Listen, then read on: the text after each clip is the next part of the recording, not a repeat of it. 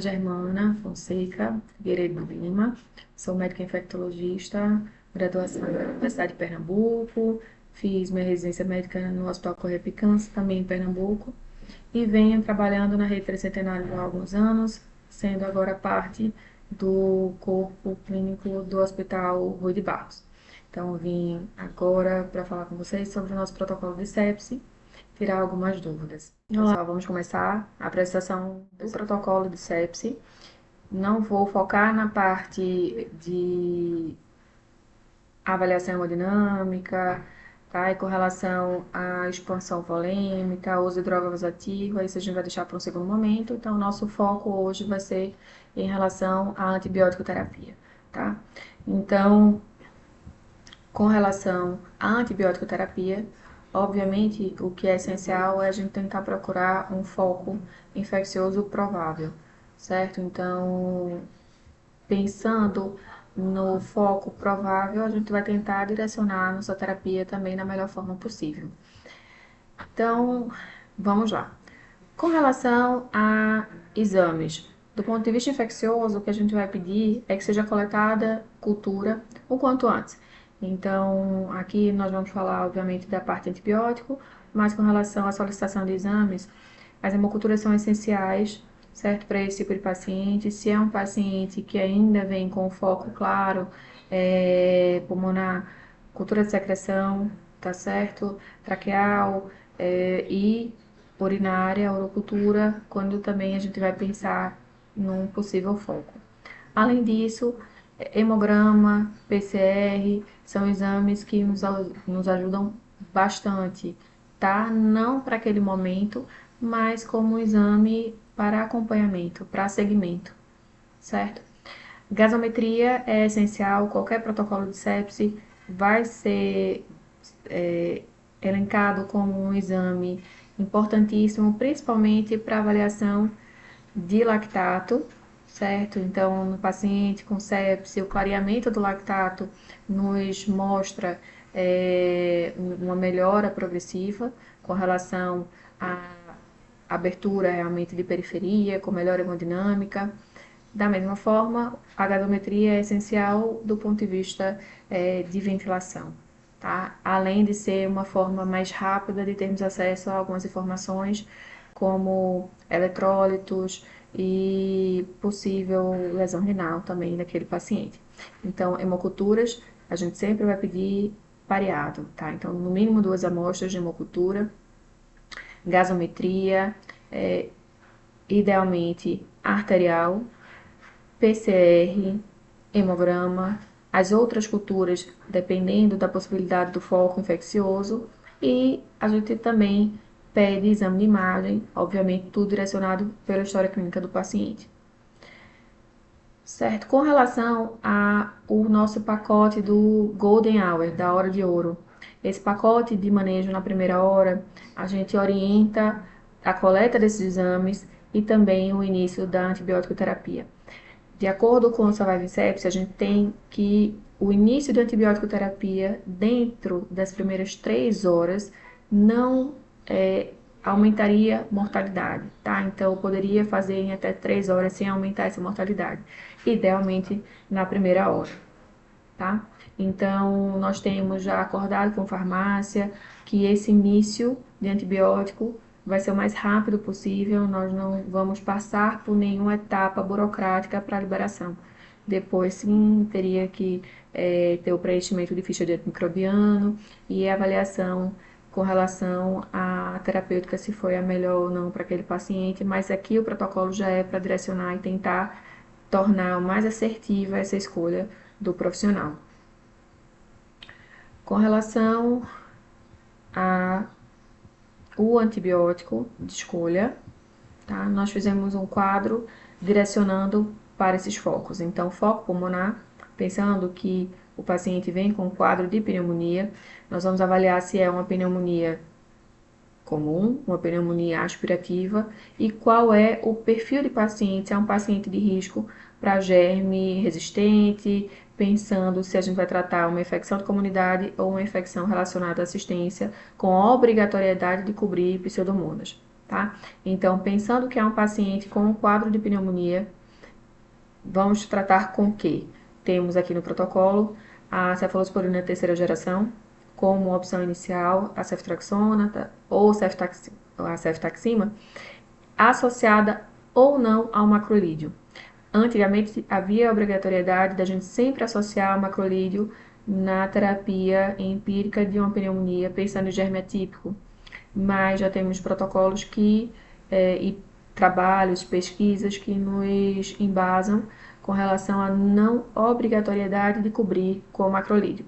No entanto, como protocolo institucional, ficou definido a terapia dupla, tá? Ceftriaxona ou ceftaxima ou cefalosporina terceira geração com azitromicina ou claritromicina. Idealmente, azitro.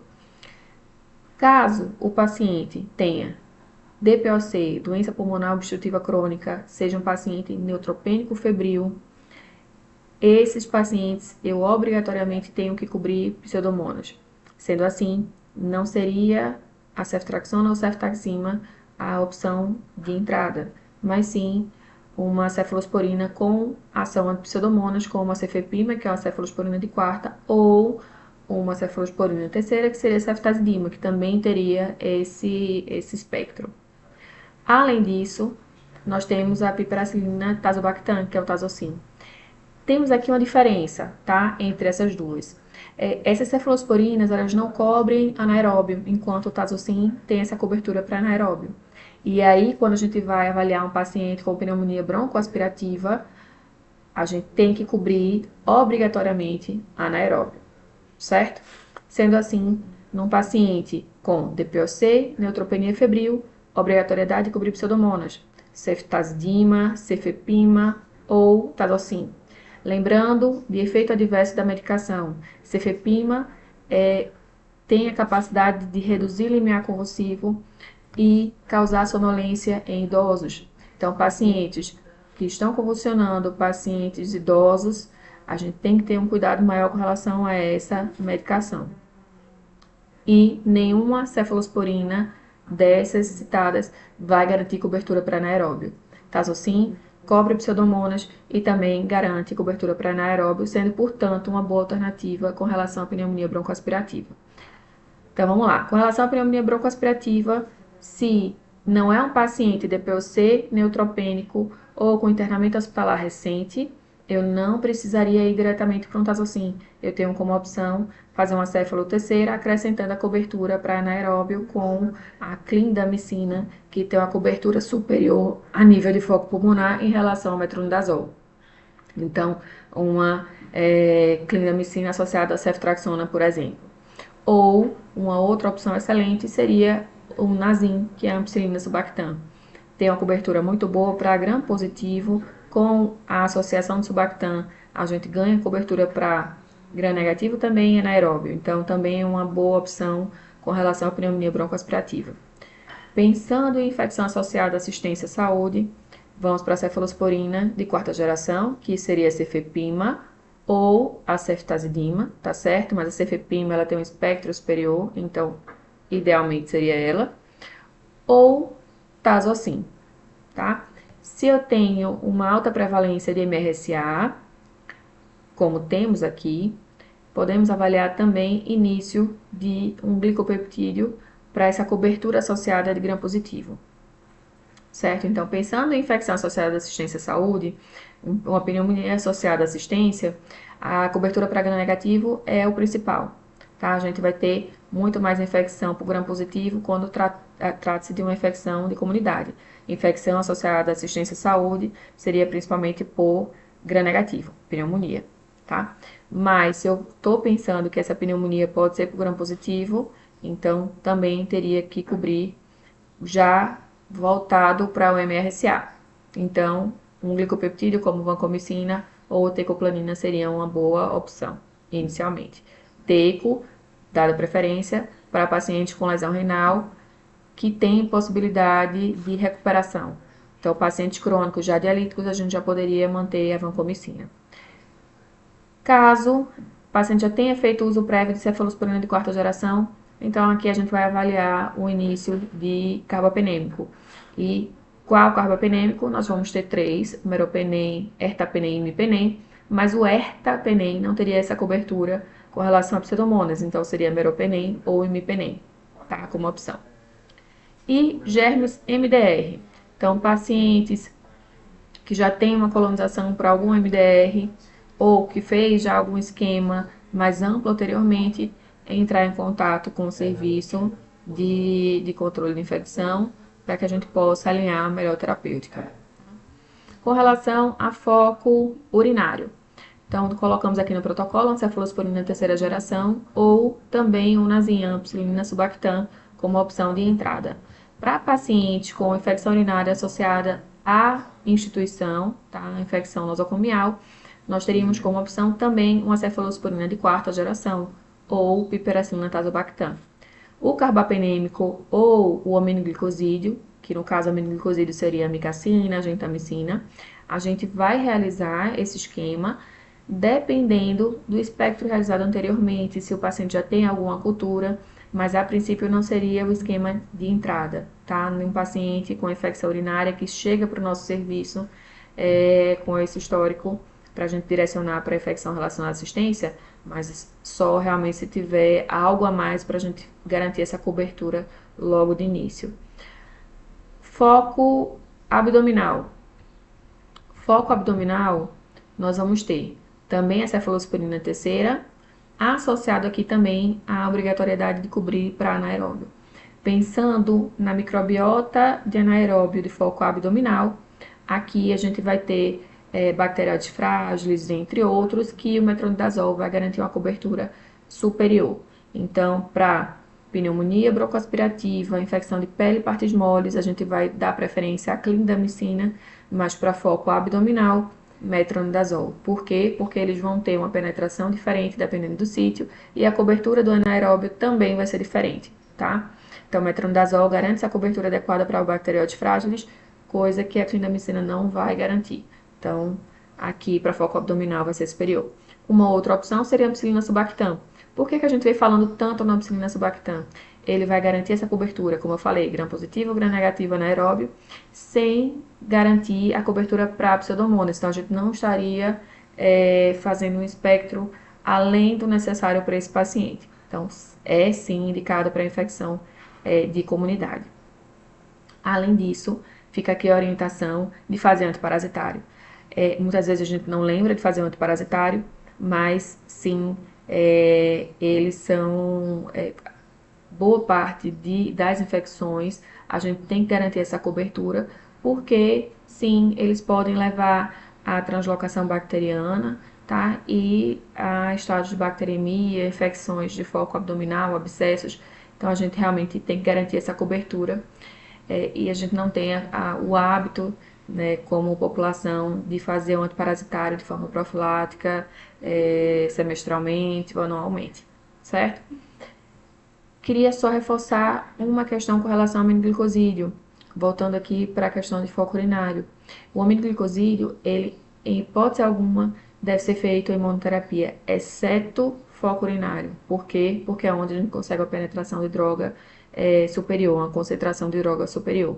Todos os outros focos, quando formos usar o aminoglicosídeo, tem que ser sempre em associação, tá? Então, seguindo. Infecção nosocomial de foco abdominal, cefepima, metronidazol ou piperacilina tazobactam, porque cobertura para gram negativo e anaeróbio obrigatoriamente.